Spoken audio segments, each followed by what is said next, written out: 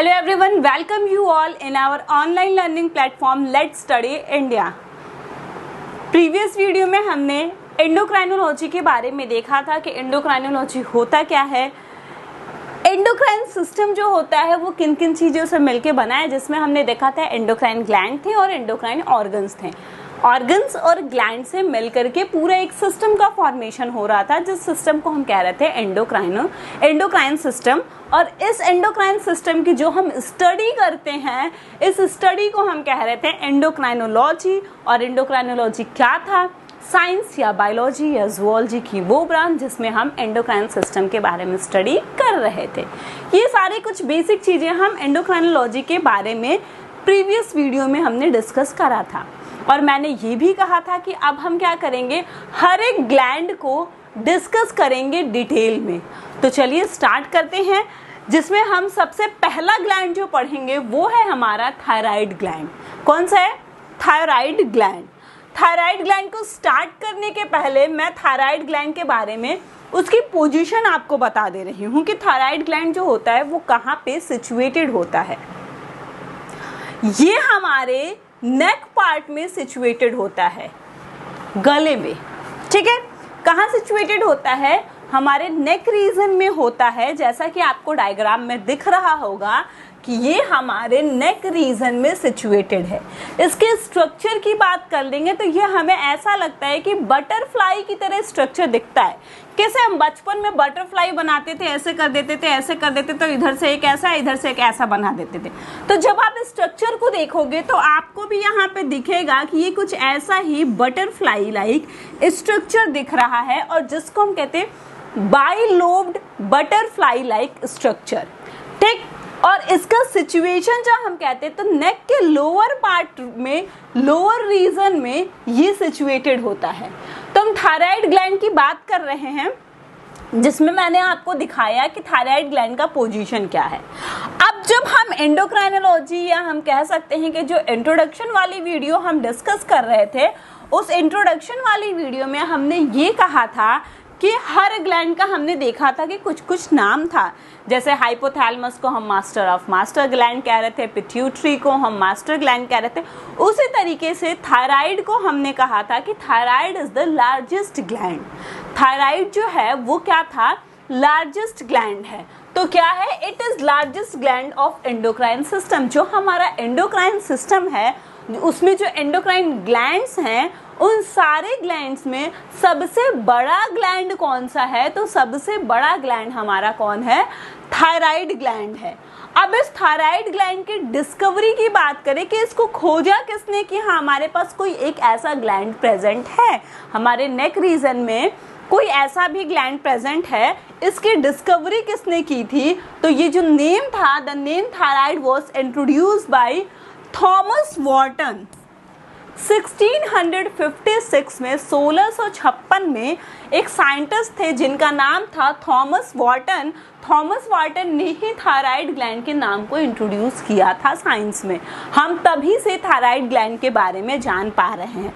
और ये जो थायराइड ग्लैंड नाम है ये एक ग्रीक वर्ड से डिराइव हुआ है। हम देखते हैं साइंस में मैक्सिमम टर्म्स जो होते हैं वो या तो ग्रीक से डिराइव होते हैं या तो लैटिन से डिराइव होते हैं। तो जो हमारा थायराइड ग्लैंड है ये भी एक ग्रीक वर्ड से डिराइव हुआ है, जिस वर्ड को हम कहते हैं थायरोस।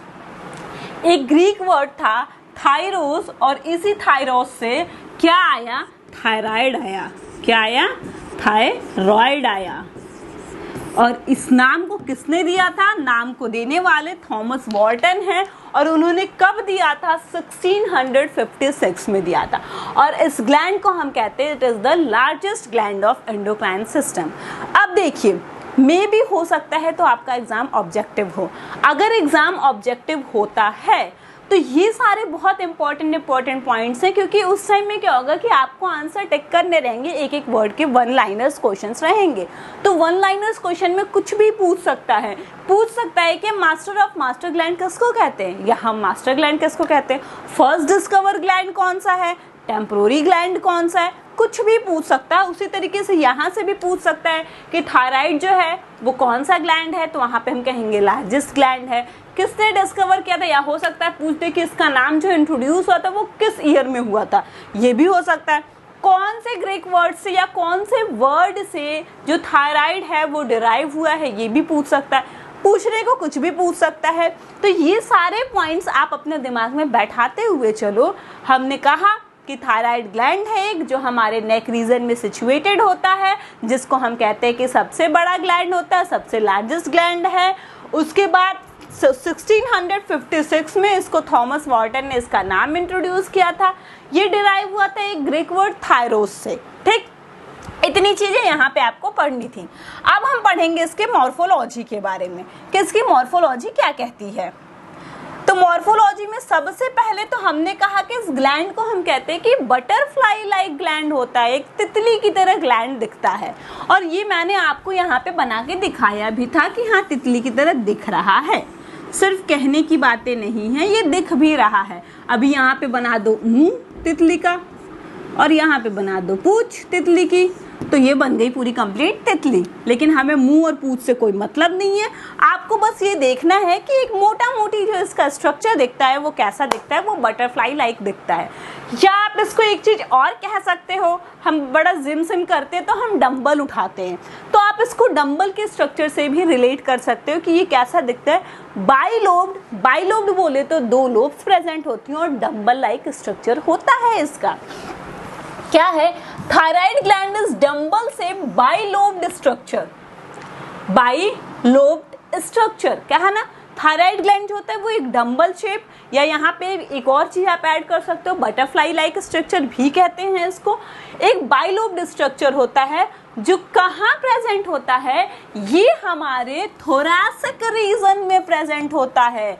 कहाँ होता है, thoracic region at the root of throat, हमारे थ्रोट के थोरैसिक रीजन में प्रेजेंट होता है ये। अगर एग्जैक्ट पोजीशन की बात करें तो lower part of the neck region का जो लोअर पार्ट होता है, lying ventral and lateral to trachea and posterior to larynx. Trachea के लेटरल होता है और लैरिंक्स के पोस्टीरियर होता है। ये इसका एग्जैक्ट पोजीशन है कि जिस थायराइड ग्लैंड के बारे में हम पढ़ने जा रहे हैं, वो थायराइड ग्लैंड जो है वो कहाँ पे प्रेजेंट होता है और इसका क्या स्ट्रक्चर होता है। अभी हम मॉर्फोलॉजी के बारे में पढ़ रहे हैं, तो इस मॉर्फोलॉजी में हम सारी चीजें देखेंगे कि क्या क्या है। कहते हैं it measures about 5 into 2 into 2 dimension. मतलब ये जो डायमेंशन लिखा होता है, लेंथ, ब्रेथ, हाइट, जब तीनों लिखा हुआ है, 3 में लिखा हुआ है, तो हम कहते हैं एक लेंथ, एक ब्रेथ, एक हाइट। तो इसका डायमेंशन जो होता है वो 5 into 2 into 2 of each lobe. ठीक है,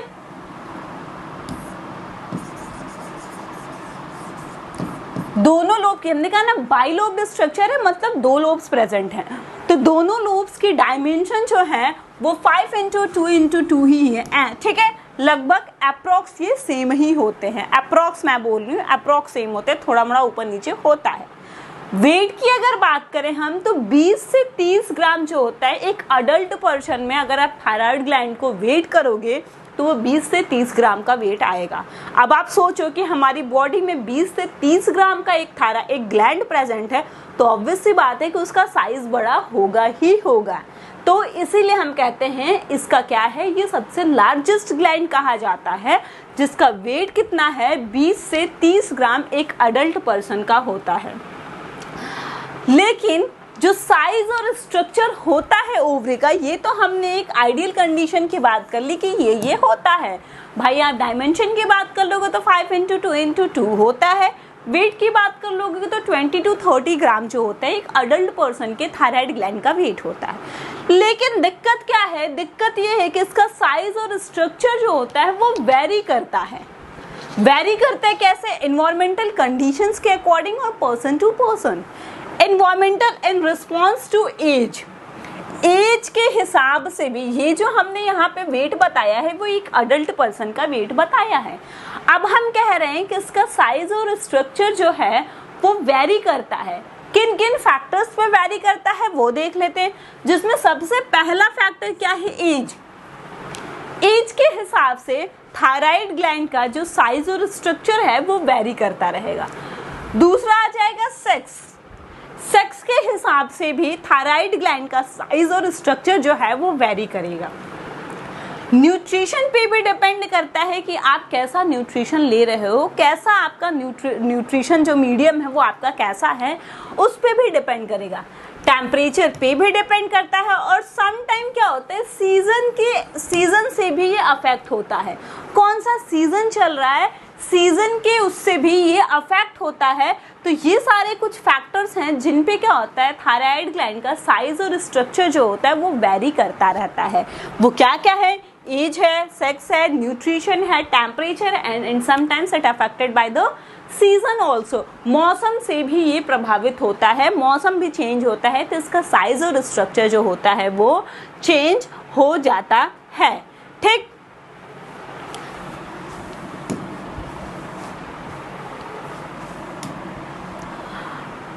अब हम इसके दोनों लोब्स की अगर बात कर ले तो देखिए क्या होता है। The two lobes of thyroid are joined together by a narrow strips of tissue called as isthmus। अब आप थायराइड ग्लैंड को ध्यान से देखो, ठीक है, ये थायराइड ग्लैंड है, ये एक लोब हो गया, ये थायराइड ग्लैंड का दूसरा लोब हो गया। ये जो दोनों लोब हैं ये कहीं से तो जुड़े हुए हैं, कहीं एक ऐसा स्ट्रक्चर है जिससे ये क्या हो रहा है, ये जुड़े हुए हैं। तो इससे जब ये जुड़े हुए हैं तो जहां से ये जुड़े हुए होते हैं इस पॉइंट को हम कहते हैं isthmus ऑफ थायराइड ग्लैंड। ये दोनों जो है ये दोनों हो गए lobe of thyroid gland. But ये जहां से जुड़े होते हैं, जहां से दोनों लोब जो हो रहा है एक दूसरे से जुड़े हुए हैं, एक दूसरे की कनेक्शन में हैं, आप देख रहे हो यही वो रीजन है जिससे वो एक दूसरे से जुड़े हुए हैं। इसको हम कहते हैं isthmus ऑफ थायराइड ग्लैंड। ये थायराइड ग्लैंड का isthmus होता है, या इसको हम एक और नाम देते हैं, वो होता है मिडिल लोब।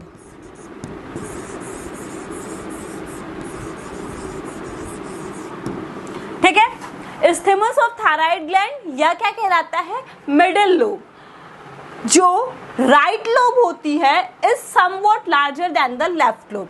अब हमने कहा दो लोब हैं, जो राइट साइड में प्रेजेंट होगी वो राइट होगी, जो लेफ्ट साइड में प्रेजेंट होगी वो लेफ्ट होगी। तो हम कहते हैं, इसीलिए मैं जब आपको डायमेंशन बता दी थी कि डायमेंशन इसका 5x2x2 होता है, तो मैंने कहा था अप्रोक्स। क्यों? क्योंकि बहुत थोड़ा सा आप देखोगे तो समवॉट जो राइट वाला होता है लोब वो लेफ्ट वाले लोब से थोड़ा सा बड़ा होता है। क्या होता है, the right lobe is somewhat larger than the left lobe. जो राइट लोब होता है वो क्या होता है, इससे कुछ न थोड़ा बहुत बड़ा होता है।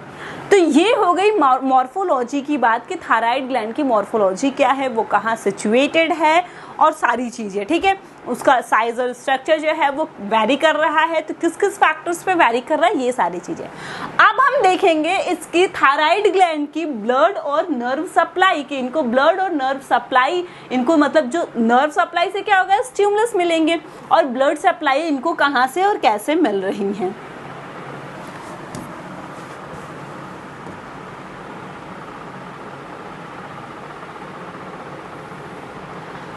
ब्लड और नर्व सप्लाई की बात करें थायराइड ग्लैंड के, तो ब्लड और नर्व सप्लाई में क्या होता है, जो ब्लड सप्लाई होता है थायराइड ग्लैंड का वो थायराइड आर्टरीज से आती हैं। जो ब्लड सप्लाई मिलता है थायराइड ग्लैंड को वो थायराइड आर्टरीज से आती हैं, और जो नर्व सप्लाई होती है वो आपकी वैगस और सिंपैथेटिक नर्व से आती हैं। हमने कहा था कि ब्लड और नर्व सप्लाई को देखेंगे तो ब्लड सप्लाई जो इनको मिल रही है वो थायराइड आर्टरीज से मिल रही है, और जो इनको नर्व सप्लाई मिल रहा है वो वेगस एंड सिंपैथेटिक नर्व से इनको नर्व सप्लाई मिल रहा है। ठीक, अब चलिए हिस्टोलॉजी पे आते हैं कि थायराइड ग्लैंड की हिस्टोलॉजी क्या कहती है, हिस्टोलॉजी क्या है। इस डायग्राम में आप देख रहे होंगे ये एक माइक्रोस्कोपिक स्ट्रक्चर है थायराइड ग्लैंड का। इसमें आपको बहुत सी चीज़ें देखने को मिल रही हैं, कोलाइड्स देखने को मिल रहा है, रेड ब्लड सेल्स देखने को मिल रहे हैं, क्यूबॉइडल एपिथेलियल सेल्स भी देखने को मिल रहे हैं, और फॉलिकल्स भी देखने को मिल रहे हैं। तो अब क्या होता है, ये थायराइड ग्लैंड को जब आप काटोगे या देखोगे तो ऐसा दिखेगा, और इसमें क्या है, ऐसे फॉलिकल्स टाइप के ऐसे फॉलिकल्स बन जाते हैं। ठीक है, ये देखिए एक फॉलिकल हो गया, दूसरा फॉलिकल हो गया, तीसरा फॉलिकल हो गया, ऐसे से फॉलिकल्स बन जाते हैं। ठीक है, अब इस फॉलिकल्स में क्या हो रहा है कि ये फॉलिकल्स किससे बन रहे हैं, तो ये एपिथेलियल सेल से मिलकर के ये फॉलिकल्स जो बन रहे हैं ये किससे बन रहे हैं, ये एपिथेलियल सेल से बन रहे हैं। और वो भी एपिथेलियल सेल कौन सा वाला एपिथेलियल सेल है, तो ये क्यूबॉइडल एपिथेलियल सेल से मिलकर के ये फॉलिकल्स बन रहे हैं। फॉलिकल्स के बीच बीच में जो हो रहा है, जैसे मान लीजिए देखिए एक फॉलिकल्स यहाँ, एक फॉलिकल्स यहाँ, एक यहाँ, तो इसके बीच में जो जगह है वहां पे कौन प्रेजेंट है, वहां पे हमारी आरबीसीज प्रेजेंट है, रेड ब्लड सेल्स प्रेजेंट हैं। और इस फॉलिकल्स के अंदर एक कैविटी होती है, उस कैविटी को हम कहते हैं कोलॉइड। कैविटी को हम क्या कहते हैं, कोलॉइड। अब हम बात करें तो क्या होता है कि जो फॉलिकल्स आउटर साइड में होते हैं और जो फॉलिकल्स इनर साइड में होते हैं, अंदर वाले थोड़े बड़े बड़े फॉलिकल्स होते हैं और बाहर वाले फॉलिकल्स जो होते हैं वो छोटे छोटे होते हैं।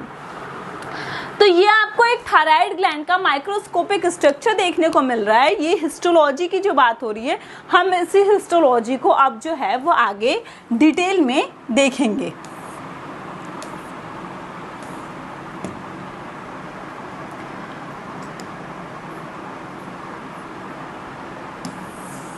ठीक, तो हमने कहा कि थायराइड ग्लैंड की हिस्टोलॉजी को हम देख रहे हैं, हिस्टोलॉजी के बारे में हम पढ़ेंगे। तो जो थायराइड ग्लैंड होता है वो कवर्ड किससे होता है, वो कनेक्टिव टिश्यू की एक शीथ बन जाती है, एक लेयर बन जाती है। वो किससे कवर्ड होता है, कनेक्टिव टिश्यू से कवर होता है।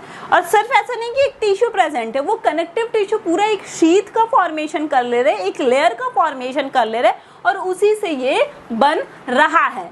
इसी शीथ के जस्ट नीचे, जैसे मान लीजिए कि ये आपका शीथ होगा, इसी शीट के जस्ट नीचे बीनीथ द शीट क्या होता है, एक true capsule of gland made up of delicate connective tissue. आपको कनेक्टिव टिश्यू के ही कुछ कैप्सूल्स देखने को मिलेंगे, ग्लैंड के कैप्सूल्स प्रेजेंट होते हैं। ठीक, द थायराइड फॉलिकल्स, जैसे हम कहते हैं ना कि cell is the basic structure and functional unit of life. Neurons को हमने कहा कि neurons is the structural and functional unit of nervous system. उसी तरीके से जो अभी मैंने आपको फॉलिकल्स दिखाया था, थायराइड फॉलिकल्स जो दिखाया था, ये थायराइड फॉलिकल्स भी उसी तरीके से स्ट्रक्चरल यूनिट होते हैं थायराइड ग्लैंड के।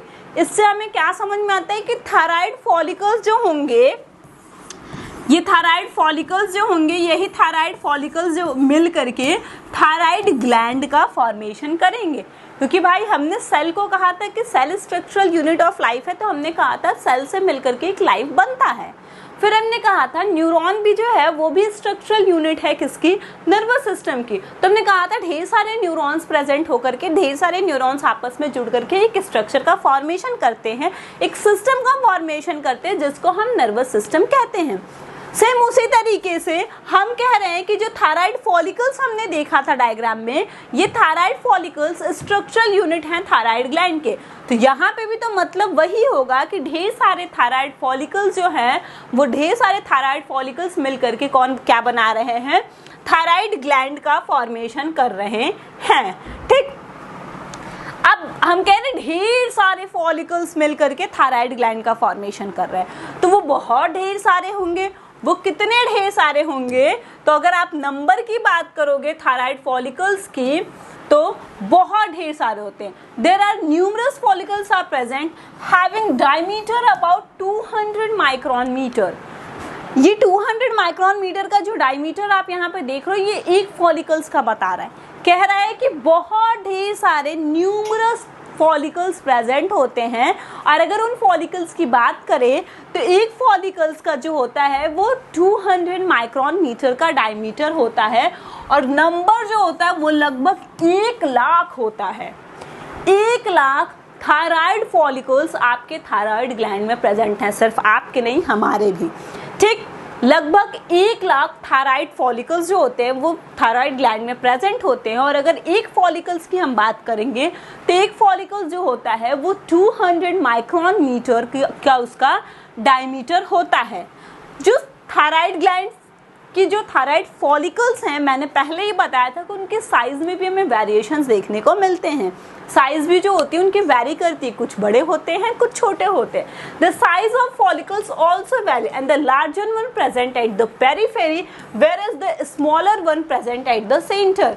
जो पेरिफेरी पे प्रेजेंट होंगे वहां पे लार्जर बड़े बड़े वाले होंगे, और जो सेंटर पे, जैसे मान लो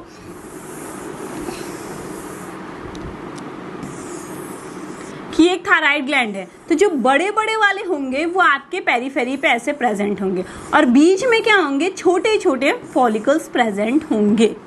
तो हमने कहा कि एक फॉलिकल्स जो है, लगभग 1 लाख फॉलिकल्स जो हैं वो मिलकर के थायराइड ग्लैंड का फॉर्मेशन कर रहे हैं। तो चलिए वो भी ठीक है। अब वो जो फॉलिकल्स हैं उनका एक एस्टिमेटेड, एक एवरेज अगर हम देखें तो लगभग 200 माइक्रोन मीटर के डायमीटर्स होते हैं, लेकिन इसका साइज जो है वो वेरी कर रहा है। जो पेरिफेरी पे मतलब किनारे किनारे प्रेजेंट है वो बड़े साइज के होते हैं, और जो सेंटर में प्रेजेंट हैं, जो बीच में प्रेजेंट हैं, उनकी साइज जो होती है उसके कंपैरिजन में छोटी होती है। तो the size of follicles also vary, larger one present at the periphery whereas smaller one present at the centre. जबकि जो स्मॉलर वाले हैं वो कहाँ पे प्रेजेंट होते हैं, वो सेंटर पे प्रेजेंट हो रहे हैं।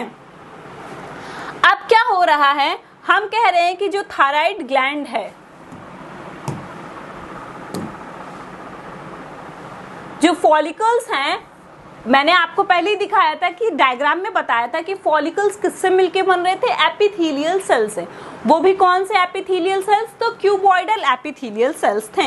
The follicles have layer of simple epithelial enclosing cavity which is popularly known as follicular cavity. वो एपिथेलियल से मिलकर के बन रहा है एक फॉलिकल, और उसके बीच में क्या आ जा रहा है, कैविटी आ जा रहा है। इस कैविटी को आप फॉलिकुलर कैविटी कह लो या कोलाइड भी कहते हैं इसको, ठीक। The cavity is filled with jelly like materials called colloid, ठीक। कैविटी को फॉलिकुलर कैविटी हो गया, उसके अंदर जो मटीरियल फिल्ड होगा उसको हम क्या कहेंगे, कोलाइड होगा। ये कोलाइड जो होता है ये भी बहुत इंपॉर्टेंट होता है। ये क्या करता है, ये colloid consist many hormones and large number of mitochondria and Golgi apparatus।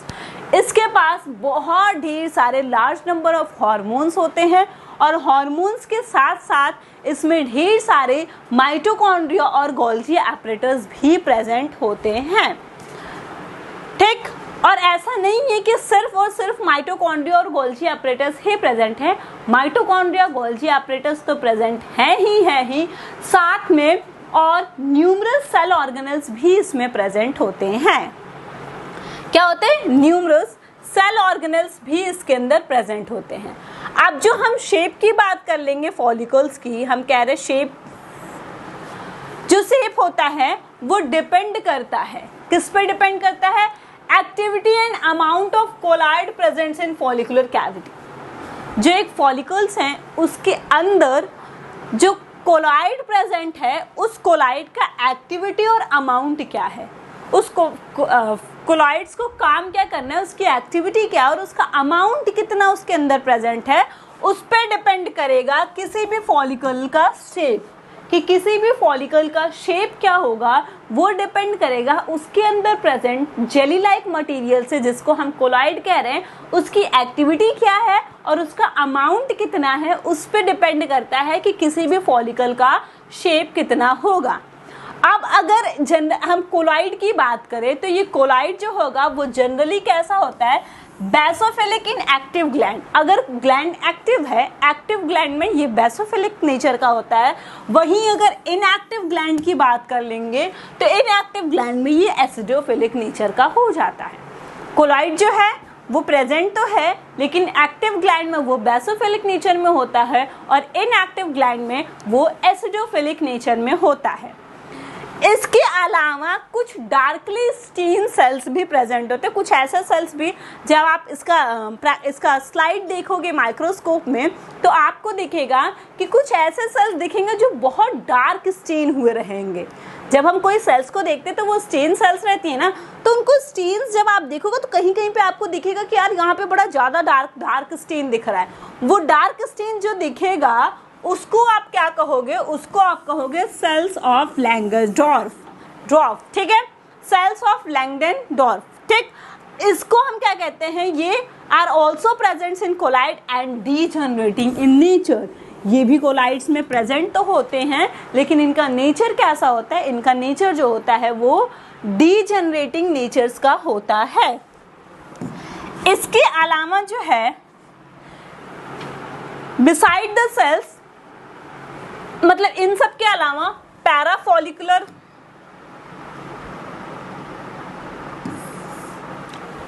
Parafollicular sales, C sales, mitochondrial rich sales, ये सारी चीजें भी उसमें प्रेजेंट होते हैं। जो कोलाइडल सबस्टेंस होता है थायराइड फॉलिकल्स का वो न्यूक्लियोप्रोटीन रिच होता है और इसके पास थायरोग्लोब्यूलिन प्रेजेंट होता है, ठीक है। ग्लाइकोप्रोटीन होता है जिसके पास कई several iodinated amino acids present होती हैं। ये सारी बात हो गई हिस्टोलॉजी ऑफ थायराइड ग्लैंड की, कि थायराइड ग्लैंड जो होता है वो कैसे बना हुआ है, किस किस चीज से बना हुआ है, कौन सी चीज कहाँ सिचुएटेड है और कैसा एक इसका स्ट्रक्चर दिखता है। अब जब आप ये सारी चीजें जान जाओगे और आप स्लाइड को देखोगे, ठीक है, तो स्लाइड को देखते ही आप पहचान जाओगे कि अच्छा ये ऐसा एक इसमें फॉलिकुलर टाइप का दिख रहा है, कहीं कहीं बहुत डार्क स्टेन दिख रहा है, कहीं कहीं कैविटी जैसा दिख रहा है, कुछ जेली लाइक स्ट्रक्चर दिख रहा है, तो आप इसको फटाक से पकड़ लोगे कि ये क्या है, ये एक थायराइड ग्लैंड है और आप इसकी लेबलिंग भी अच्छे से कर सकते हो। ये तो बात हो गई थायराइड ग्लैंड के हिस्टोलॉजी की। अब हम देखेंगे कि थायराइड ग्लैंड के हार्मोन्स कौन कौन से होते हैं, ठीक है, हार्मोन्स ऑफ थायराइड ग्लैंड। तो सबसे इंपॉर्टेंट अगर हम बात करें थायराइड ग्लैंड के हार्मोन्स की, तो थायराइड ग्लैंड के सबसे इंपॉर्टेंट दो ही हार्मोन्स होते हैं।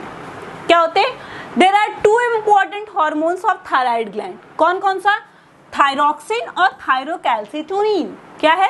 Thyroxine and thyrocalcitonin. थायरोकैल्सिटोनिन जो है इसको हम माना जाता है कि ये कहाँ से सिक्रेटेड होता है? पैराफॉलिकुलर सेल से। कहाँ से सिक्रेटेड होता है?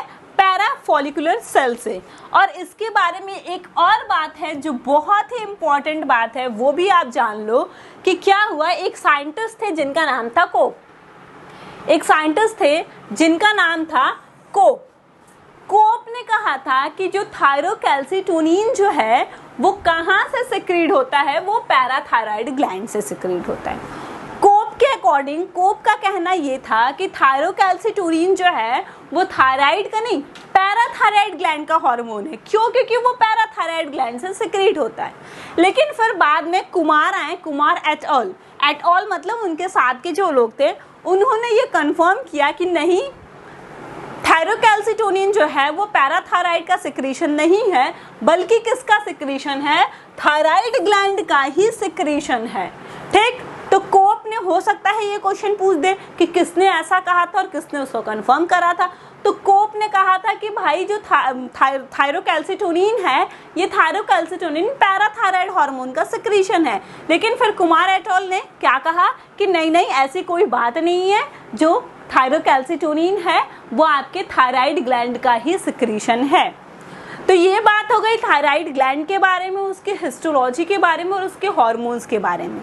नेक्स्ट वीडियो में हम थायराइड ग्लैंड के फंक्शन के बारे में डिस्कस करेंगे। हम देखेंगे कि थायराइड ग्लैंड का क्या क्या फंक्शन होता है, किस किस लिए, क्यों थायराइड ग्लैंड हमारे लिए इतना इम्पोर्टेंट है। फिर उसके बाद हम ये भी देखेंगे कुछ हाइपो और hyper secretion of thyroid gland भी देखेंगे। इसी तरीके से हम सारे ग्लैंड्स को डिटेल में डिस्कस करेंगे। तो चलिए मिलते हैं नेक्स्ट वीडियो में, तब तक के लिए थैंक यू।